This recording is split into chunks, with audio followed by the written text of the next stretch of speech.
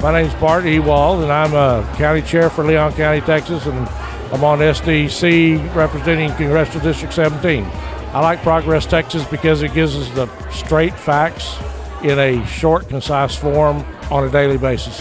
The glove has been tossed down. It's time for us to pick it up. We can't forget our background. We can't forget our mission. Let's band together and move forward. It's Wednesday, January 22nd, 2025, and this is the Progress Texas Daily Dispatch, rapid response on the breaking news stories Texas progressives need to know. I'm Chris Mosier. A two-pronged opening salvo from the Trump administration impacts Texas directly in the form of immediate deportation actions and in the mass release of January 6th insurrectionists.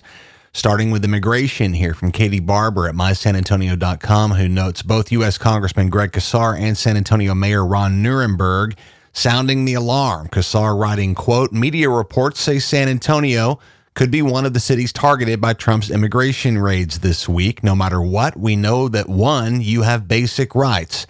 And two, Trump will say he's going after criminals. He's a liar. Texans need to look out for each other, unquote. Trump border czar Tom Homan has in fact admitted that even as his troopers target undocumented people suspected of crimes, any others found in their homes or nearby will be apprehended and deported as well.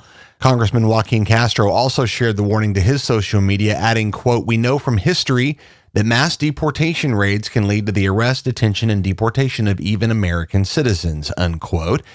Patricia Ortiz at Houston Public Media writes that the American Civil Liberties Union expects Texas officials to be in full cooperation and coordination with Trump's mass deportation plans, said to include San Antonio from the outset alongside the cities of Chicago, Los Angeles, and Denver. Expectations that areas like schools, medical facilities, and places of worship that are typically protected from raids by immigration officials will stay that way are probably naive. The ACLU has found that Immigration and Customs Enforcement, or ICE, is actively considering proposals to expand its detention capacity in 8 states, including Texas. Staff Attorney Savannah Kumar says, quote, the expansion of detention facilities in our communities paves the way for the incoming administration's cruel mass deportation plans, all for the benefit of private prison corporations. We should learn from history that expanding dehumanizing detention facilities rather than investing in our community's basic needs deprives all of us of our freedom, no matter what side of the bars we are on, unquote.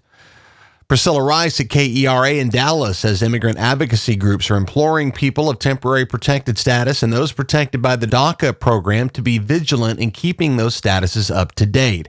DACA itself has recently taken a blow in Texas as the Fifth Circuit Court of Appeals issued a ruling last Friday declaring it unlawful in the state.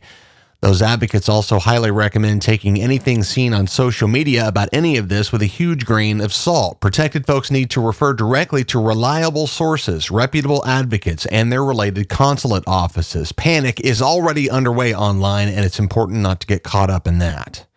An op-ed from the board at the San Antonio Express-News announces a new series on immigration, boiling this down for progressives, quote, while Trump's policies may reflect popular sentiment, at least as general political talking points, when put into practice, they are also likely to challenge our nation's humanitarian and civic values with uncomfortable consequence.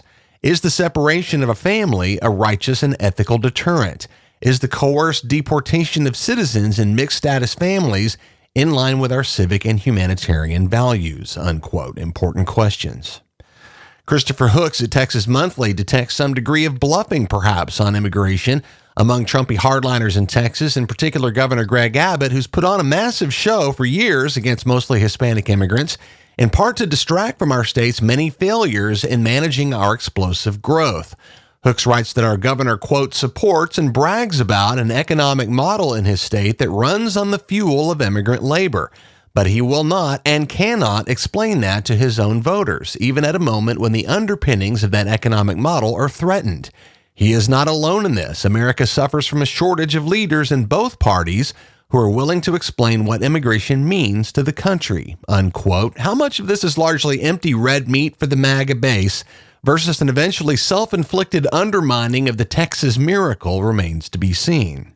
And another question few are asking, how does Mexico feel about a mass push back south? Barbara Gonzalez at the Texas Observer says a primary worry for the Mexican government is being forced to accept deportees from other countries and the fact that many are likely to be long established in the U.S., ripped from lives, homes, jobs, and families they've built for decades, rather than recent crossers detained on their initial journeys. Jesus Javier Pena with the advocacy group El Calef in Ciudad Juarez says, quote, this isn't the migration of deportees from before. We're talking about people who may have spent many years living in the United States with family ties, assets, and U.S.-born children. We need to understand that these deportees will have completely different needs and expectations from previous waves, unquote. Shifting to the January 6th pardons here and the significant role that Texas plays among that freshly freed group, Alan Feuer at the New York Times drills down into the minutia of what's happened here. Actually, 3 different types of reprieve, including formal pardons to hundreds of rioters convicted on a range of crimes, starting at the low end with offenses like trespassing and disorderly conduct, and increasing in severity to assaulting police officers and seditious conspiracy. Trump also commuted the sentences of 14 members of 2 far-right groups, the Proud Boys and the Oath Keepers militia, mostly convicted on sedition charges. Several were serving prison terms up to 18 years. Those sentences are now reduced to time served, but in the case of a commutation, the conviction remains intact and on record. Robert Downen at the Texas Tribune says more than 100 Texans are among the released insurrectionists, including Stuart Rhodes, the Granbury-based leader of the far-right Oath Keepers militia, who was sentenced to 18 years in prison and a rare conviction for seditious conspiracy. Brian Scott Jackson of Katy, who got 3 years in prison after pleading guilty to assault. The FBI says Jackson speared police officers with a flagpole and then celebrated his own assault on those police officers later. Guy Wesley Reffitt of Wiley, who was outfitted that day with a handgun, body armor, and zip ties and had announced to his co-conspirators plans to drag House Speaker Nancy Pelosi out of the building by her ankles with her head hitting every step on the way down. 6 years in prison for Reffitt, whose own son testified during his trial that his father had threatened him and his sister, saying that, quote, if you turn me in, you're a traitor and traitors get shot, unquote. That son now says he's stunned that his violent father is now a free man, saying, quote, I'm honestly flabbergasted that we've gotten to this point. I'm terrified. I've got a gun.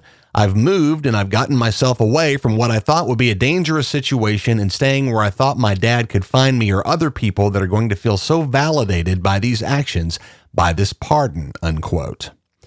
CBS Texas notes a Twitter post by another writer, Philip Anderson of Mesquite, who is expecting to go on trial next month and whose case is now being dismissed. Anderson wrote on Twitter, quote, this is our country. We are in charge, and whatever you do to J6ers, we will do to you tenfold, unquote. Our funding at Progress Texas is rarely sufficient for us to plan much more than a quarter or two ahead, but the conservative disinformation machine has no such obstacle. They're funded by oil and tech billionaires and religious right-wing activist groups. Our regular everyday listeners form a key component of our funding here at Progress Texas. If that's you, we could use your support as a monthly contributor, and no amount is too small. Go to progresstexas.org/donate. Thanks to Ivan Friedman, Daniel Garza, and Ruth Kurzweil Milburn, all of whom are on the team. We appreciate all of you very much. While you're at the website, make sure and grab the merch to match your progressive values at our web store.